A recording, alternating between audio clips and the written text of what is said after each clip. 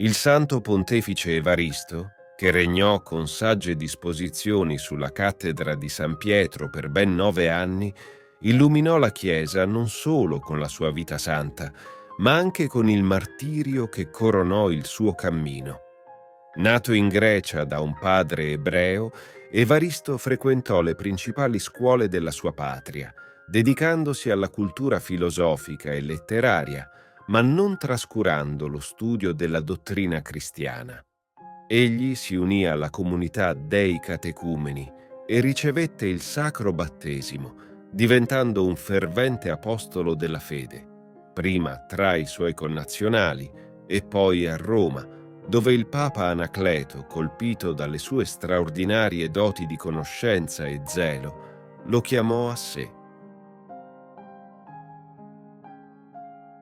Alla morte di Papa Anacleto, Evaristo fu unanimemente eletto per succedergli in un ministero difficile e delicato.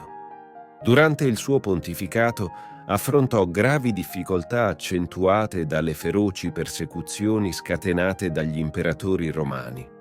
La Chiesa, pertanto, si trovava costretta a operare nell'oscurità delle catacombe. In quei luoghi sotterranei si celebravano i sacri riti, venivano conferiti gli ordini sacri e si prendevano decisioni sulle necessità più urgenti.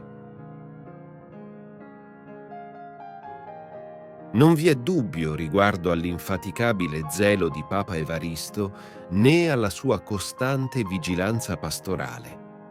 Il grande martire Ignazio di Antiochia ha testimoniato la condotta esemplare dei fedeli di Roma sotto il governo di questo degno successore di San Pietro. Essi erano considerati un modello per le altre comunità cristiane per la loro dottrina pura, l'intensa carità che si mostravano reciprocamente e l'eroico attaccamento alla fede cristiana.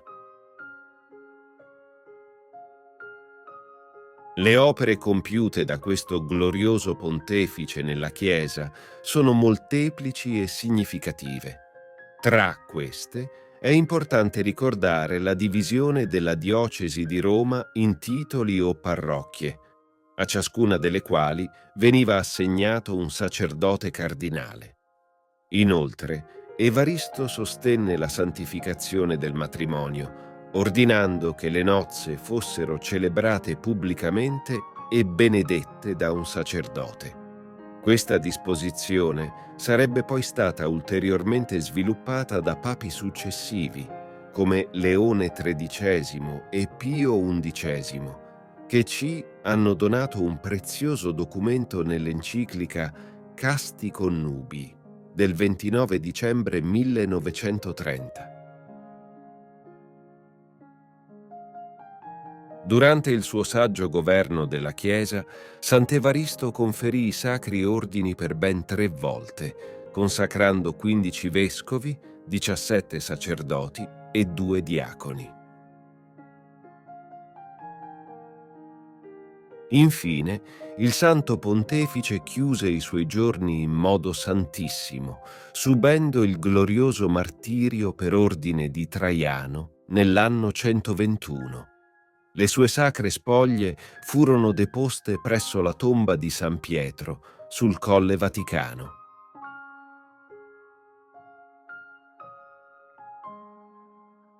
Preghiera a Sant'Evaristo. O Dio, che nel Papa Sant'Evaristo hai dato alla Chiesa universale un pastore mirabile per dottrina e santità di vita, concedi a noi, che lo veneriamo maestro e protettore, di ardere davanti a te per la fiamma di carità e di splendere davanti agli uomini per la luce delle buone opere. Te lo chiediamo per Cristo nostro Signore. Amen. Ti invito calorosamente a iscriverti al nostro canale per darci supporto e permetterci di continuare a creare nuovi video che condividono storie ed esperienze ispiratrici. La tua iscrizione è un prezioso sostegno che ci motiva a condividere più contenuti di valore e a diffondere messaggi di speranza, fede e crescita personale. Grazie di cuore.